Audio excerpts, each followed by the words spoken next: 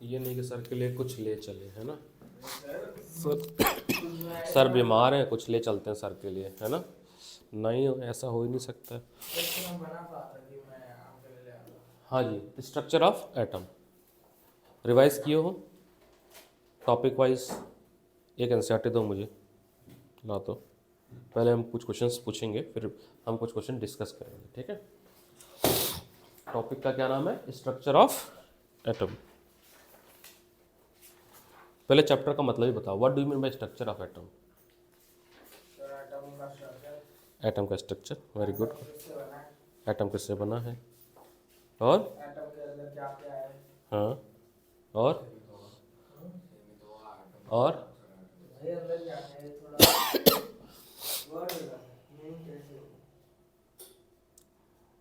सही बोल रहा है वो।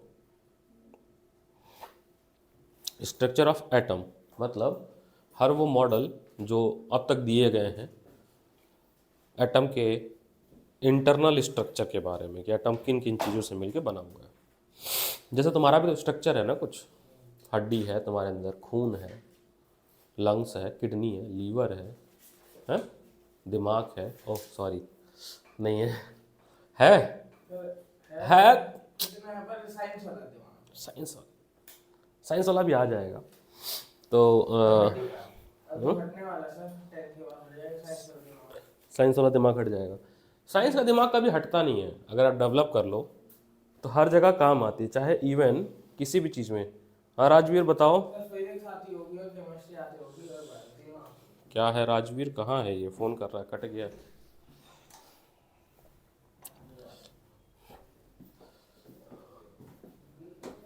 ओह, इस वाले में बैठ जाओ, कोई नहीं। स्पायरल लाए हो ना, स्पायरल से रिप्रोडक्शन चैप्टर लर्न करो, 10 क्वेश्चन स्टार्टिंग में। आके पूछता हूँ बैठ के, लाइट जला लो,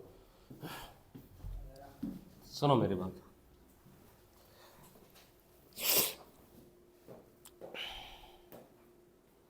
चार्ज पार्टिकल्स इन मैटर पहला टॉपिक है 4.1। इसका क्या मतलब समझते हो? टॉपिक है 4.1, charged particles in matter. What do you mean by that? What is matter? Chapter number 1, what is matter? Anything, everything is made of matter, very nice. और बहुत बढ़िया, and everything is made of matter. What is matter? Anything that has a space and volume, anything that has a space and volume, उसको matter बोलते हैं। और matter के हम टुकड़े करते जाएं। फॉर एग्जांपल एक मैटर मैं दे रहा हूँ आपको, और करते जाओ टुकड़े से, करते जाओ, मेटल का ब्लॉक है ये, करते जाओ करते जाओ करते जाओ। एक ऐसी स्टेज आएगी जिसके बाद ये टुकड़ा होना बंद हो जाएगा, ब्रेक डाउन होना बंद हो जाएगा। हाइपोथेटिकली बात कर रहे हैं, तो वो जो स्टेज पहुंच जाएंगे जहाँ पे ब्रेक डाउन होना, वो स्टेज जो पीस मिलेगा तुम्हें, वो क्या कहलाएगा? एटम। क्या कहलाएगा? यानी कि इसकी जो सबसे छोटी यूनिट होगी, स्मॉलेस्ट यूनिट जो इसको बनाई होगी, वो क्या होगी? एटम। तो सबसे पहले तो ये खोजा गया कि भाई दुनिया बनी किससे चीज़ से है? परमाणु यानी एटम। उससे पहले बोला गया था कि अग्नि, वायु, जल, इन सब से 5 तत्वों से शरीर बना हुआ है, ये वेदों में लिखा था। फिर बात ये जो तत्व है, 5 तत्व, ये किससे बने हुए हैं? साइंटिस्ट ने स्टडी किया तो निकल के आया कि ये एटम्स, जो नाम दिया गया वो एटम। फिर और स्टडी की गई, एटम का क्या मॉडल है, कैसे एटम है, दिखता कैसा है, इसके अंदर क्या क्या चीज़ें हैं। उसके उस रिसर्च के दौरान कई लोगों ने अपने अपने मॉडल दिए। जो सबसे पहला मॉडल दिया गया वो दिया गया जे थॉमसन मॉडल दिया गया। अब जे थॉमसन का मॉडल था आपका वाटरमेलन मॉडल, या और क्या था मॉडल? Christmas pudding model. मानते हैं इस मॉडल में बहुत ड्रॉबैक था, फिर भी यह मॉडल अपनाया गया क्योंकि पहली बार किसी ने कुछ एटम के स्ट्रक्चर के बारे में बताया। साथ साथ उसने ये जो बोला कि एटम न्यूट्रल होता है, वो आज तक वैलिड है। तो पहला neutral, atoms are neutral means number of positive charge and negative charge is same in a neutral atom. दो बातें इन्होंने की, थॉमसन प्रपोज दैट, वो क्या क्या दो बातें थी? पहला, atom consist of positively charged sphere and the electron are embedded in it. Electron जो है एक पॉजिटिव चार्ज स्फीयर है, स्फीयर जानते हैं क्या होता है? फुटबॉल जैसा, जिसमें इलेक्ट्रॉन जो है उसमें इम्बेडेड है, धसे हुए हैं। यानी अगर आप इसको काट दो तो हेमिस्फीयर बनेगा, तरबूज, वाटरमेलन काट दो, उसमें जो सीड्स हैं छोटे छोटे, वो छोटे छोटे सीड्स इलेक्ट्रॉन है, और जो पूरा आउटर सरफेस है वो पॉजिटिव चार्ज से बना, पता नहीं क्या था, उनको ही नहीं पता पॉजिटिव क्या है, वो तो आगे खोज हुई ना कि प्रोटॉन है वो, क्योंकि बोले कि पॉजिटिव है तभी जाके ये न्यूट्रॉन होगा। क्या होगा? न्यूट्रॉन। दूसरी बात क्या कहा इन्होंने, बताओ? Negative and positive charge are equal in magnitude, so the atoms has whole is electrically neutral. क्या ये बात आज तक वैलिड है? हाँ है ना, तभी तो न्यूट्रल एटम आज तक वैलिड है। फर्स्ट वाली बात वैलिड नहीं थी, ये ड्रॉबैक था इनका। अब ड्रॉबैक का मतलब ये है कि जैसे मैं पढ़ा रहा हूं कोई चीज और उसको कोई और गलत साबित कर दे प्रूफ के साथ, तो जो मैंने पढ़ा है वो गलत साबित हो गया। उसी तरह से जे थॉमसन के बाद एक व्यक्ति आते हैं रदरफोर्ड, और रदरफोर्ड एक अल्फा स्कैटरिंग करते हैं, रिकॉर्डिंग हो रही है ना? हाँ, अल्फा स्कैटरिंग करते हैं गोल्डन फॉल के साथ। क्या था ये अल्फा स्कैटरिंग एक्सपेरिमेंट, बताओ? नहीं नहीं, रदरफोर्ड ने किया क्या वो समझो यार, रदरफोर्ड पे पढ़ के बताओ और समझा के बताओ। मैंने इसलिए बोला था कि पढ़ के आना, क्योंकि फिर पढ़ाने की इतनी क्षमता नहीं है मेरी ना। मैंने बोला पढ़ के आओ, बोला था ये बात, कल टाइम दिया था मैंने पढ़ने के लिए ना। कल से यहाँ से जाने के बाद बहुत टाइम था तुम्हारे पास, तुम क्या पढ़े हो पूरा दिन, बताओ? तुम मुझसे मिल रहे हो अभी, कल कितने बजे? 6 बजे गए हो, तो 6 से 6 हो गया 12 घंटे, 12 4 10 16 घंटे, 16 घंटे के बाद 18 घंटे, 19 घंटे के आसपास। यू मीट 19 आवर के बाद मिल रहे हो मेरे से, तो इस 19 आवर में 8 घंटे तुम सो लिए, 11 आवर, 10 घंटे सो लो, तब तभी तो गोल्ड मेडल आएगा तुम्हारा, घर में नंबर तुम्हारे तभी आएंगे। 9 आवर, इस 9 आवर में क्या किया तुमने? आखिरी मौके पे ऐसे बोलोगे जबकि पहले तो तुम्हें केमिस्ट्री बहुत आती थी, समझ? ये चैप्टर में तो न्यूमेरिकल ही नहीं है।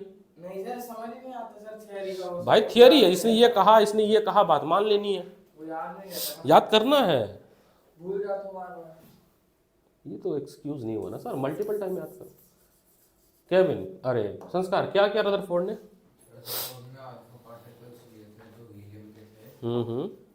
और उसमें गोल्ड फॉइल भी लिया था, क्योंकि गोल्ड फॉइल होता है वो अल्फा पार्टिकल से बहुत ज्यादा बड़े होते हैं, उनके एटम्स बहुत ज्यादा बड़े होते हैं। उसने अल्फा पार्टिकल से उनको गोल्ड फॉइल पे शूट करा था, जो मेजॉरिटी के अल्फा पार्टिकल्स थे वो सीधा सीधा चले गए थे, उसमें कुछ चेंजेस नहीं आए थे उनके पास में, कुछ थे जो देखो टेढ़े मेढ़े हो गए। मैं तो ऐसे बॉल फेंक रहा हूँ, मान लो 12,000 मैंने बॉल फेंक दिए, जैसे ही मैंने 12,000 वाला बॉल फेंका 12,000 टाइम्स टकरा के वापस मेरे पास आ गया। कुछ सीधे चले गए, मान लो बहुत सारे लोग, स्क्रीन लगा दी मैंने, कुछ सीधे चले गए, कुछ सीधे की जगह डाइवर्ट हो गए। सवाल ये है कि इसने अल्फा पार्टिकल ही क्यों लिया? सवाल क्या है कि why he choose only alpha particle? उसके पीछे का एक ही रीज़न है, अरे वाई ही चूज ये गोल्ड फॉइल, क्योंकि गोल्ड फॉइल बहुत पतला होता है, हाईली मेलेबल होता है। आप करोड़ों एटम को एक के ऊपर एक के ऊपर एक के ऊपर एक के ऊपर एक के ऊपर मेटल रख दोगे, तब जाके एक पतली सी जो तुम्हारी पेज है ना नोटबुक की, उतनी थिकनेस जनरेट होगी। तो एटम ऑलरेडी बहुत छोटा है, तो हमें उसके बारे में जो स्टडी मिलेगी वो बहुत ही एक्यूरेट मिलेगी। क्या मिलेगी? इसलिए इसने कितने एटम रख दो? 1000 एटम, ये एक एटम है, यहां ध्यान है, ये एक एटम है, ऐसे कर करके 1000 एटम रख दो, जैसे सिक्के नहीं रखते हैं। तो एक के ऊपर एक के ऊपर एक के ऊपर अगर 1000 एटम रख दोगे तो जो थिकनेस बनेगी वो तुम्हारे कॉपी की नोटबुक की जो एक पेज है उतनी बनेगी। इसलिए क्योंकि तो बहुत ही थिक है, थीन है मतलब। तो इसने एक गोल्ड फॉइल लिया, पहला रीजन ये। दूसरा, जब इसने बहुत सारे अल्फा पार्टिकल्स फेंके जो कि हीलियम से बना होता है, और यहाँ स्क्रीन लगाई थी, यहाँ पे एक स्क्रीन थी जो रीडिंग नोट कर रही थी। बहुत सारे अल्फा पार्टिकल सीधे चले गए, बहुत सारे अल्फा पार्टिकल जाना सीधे था बट डाइवर्ट हो गए अपने रास्तों से, और हर 12,000 अल्फा पार्टिकल टकराया और वापस आ गया। 3 बातें इसने बोली फिर। पहला, एटम में बहुत ज्यादा स्पेस है, एटम बहुत खाली है, अगर खाली ना होता तो अल्फा पार्टिकल सीधे नहीं निकलते।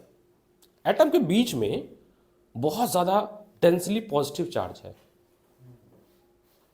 क्योंकि अगर पॉजिटिव चार्ज नहीं होता तो अल्फा पार्टिकल वापस नहीं आता, क्योंकि अल्फा पार्टिकल खुद एक पॉजिटिव चार्ज है। Positive positive ripple each other, और कुछ डाइवर्ट हो गए। डाइवर्ट भी तभी होंगे जब उसके आसपास पॉजिटिव चार्ज होगा।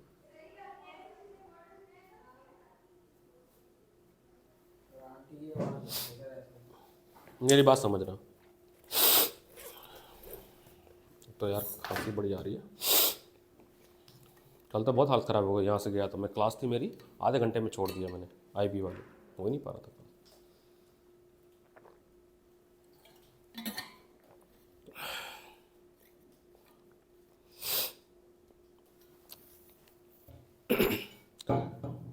इसने कंक्लूजन दिया कि इलेक्ट्रॉन्स जो हैं, अल्फा स्कैटरिंग एक्सपेरिमेंट के बाद इन्होंने कंक्लूजन दिया कि जो इलेक्ट्रॉन्स हैं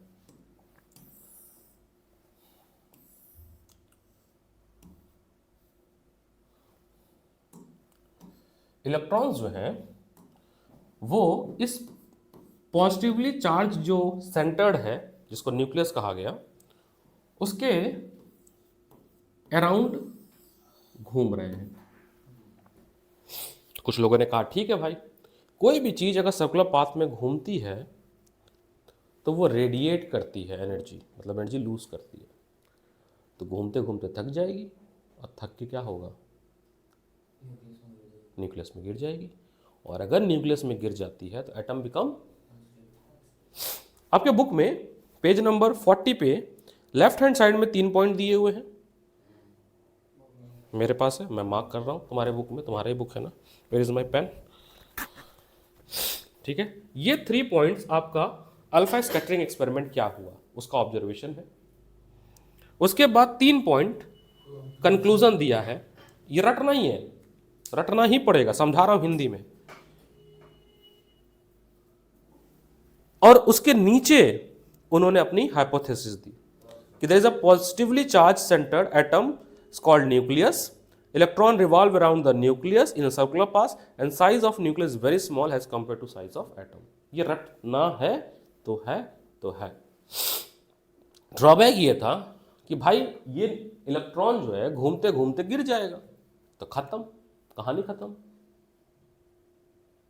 एटम तो ब्लास्ट हो गया। ऐसा तो होना नहीं चाहिए। तो अगर एटम ऐसे फटते रहे, अगर एटम, तो ये दुनिया में तो कोई चीज़ एग्जिस्ट ही नहीं करेगी। ये पेन एग्जिस्ट नहीं करेगा, ये बोर्ड, ये घर, ये कमरा, ये टेबल, ये चेयर, तो कुछ भी नहीं होगा। ये तो वही होगा, थैनोस ने से चुटकी बजाया सब खत्म। देखा वाला सीन ना, चुटकी बजा सब खत्म हो रहा है, मतलब सारे एटम क्या और एक्सप्लोड हो रहे हैं।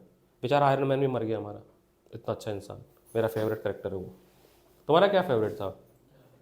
वो जो भी थैनोस वाली जो आई थी, अच्छा इंसान है वो, टोनी स्टार्क। बताओ, यानी कि वो एग्जाम्पल क्या है, सारे इलेक्ट्रॉन, सारे एटम खत्म, दुनिया खत्म, जो भी है। उसमें बड़ी अच्छी कहावत है, रील्स में मैं देख रहा था, कि इंसान इतना मूर्ख है कि अपनी पिछली जिंदगी को याद करता है और इसीलिए वो कभी आगे बढ़ नहीं पाता है। तो आधे इंसान अगर ख़त्म भी हो गए तो आधे बच गए। अगर वो बेहतर ज़िंदगी जीना चाहें तो नहीं जी पाएंगे, क्योंकि वो अपनी पिछली ज़िंदगी को देखेंगे। And that is also applicable in your study also. अब पुरानी चीज़ ज़्यादा देखते हो, मैंने पढ़ा नहीं, मेरे को समझ नहीं आया।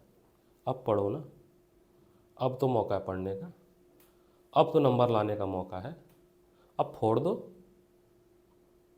है कि नहीं? पढ़ो अब दबा के, समझा तो रहा हूँ ना मैं। Very nice. ये इनका ड्रॉबैक था कि भाई इलेक्ट्रॉन अगर गिर गया तो बताओ क्या होगा, इसको जस्टिफाई नहीं कर पाए। तो इसको कौन जस्टिफाई किया?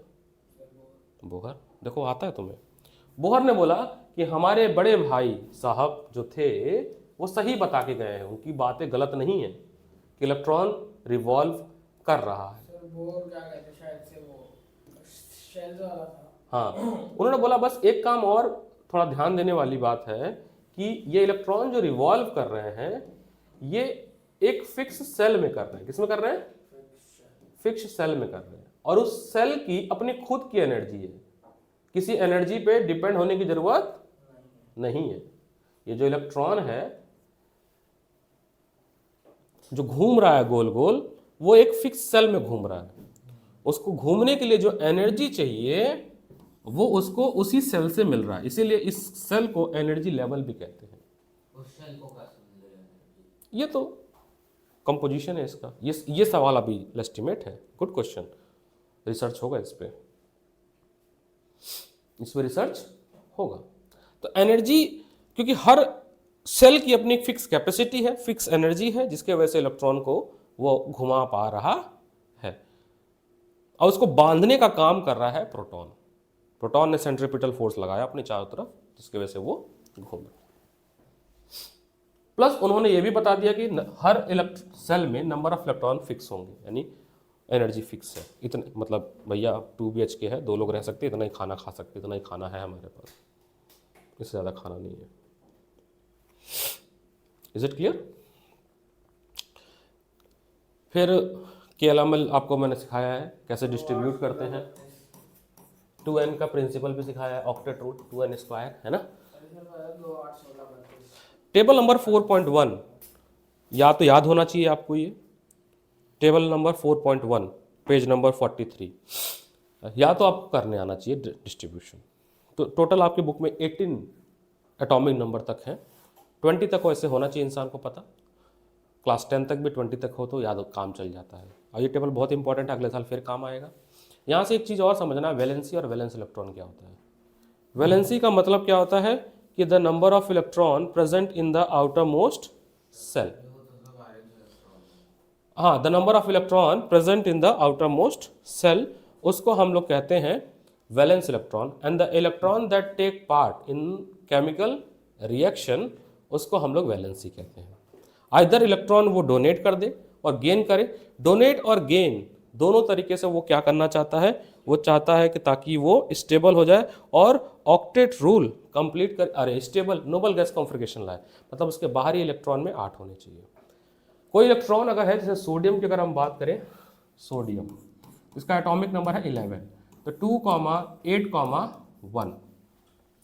तो सोडियम कोशिश करेगा कि एक इलेक्ट्रॉन दे दे किसी को, ताकि उसका डिस्ट्रीब्यूशन हो जाए 2,8। क्योंकि उसने एक ही इलेक्ट्रॉन दिया तो उसमें +1 आया, इसीलिए सोडियम की वैलेंसी होती है +1। ये एटम है और ये आयंस है। क्या है? और इसका नाम क्या है? कैटायन, क्योंकि पॉजिटिव आयन है ना। तो क्या हो गया? ये कैटायन हो गया। क्या हो गया? कैटायन हो गया। इसमें लिखा हुआ है the combining capacity of atom of element that is their tendency to react and form molecule with atom of same और different element was explain has the atom to attain fully filled at outer most shell. ठीक है, ये सबसे easy chapter था, पता है। ये तो एबी गिल को भी समझ आ गया था सब चैप्टर, और तुम केजी में ही हुई। अब बताओ एटॉमिक नंबर किसको कहते हैं?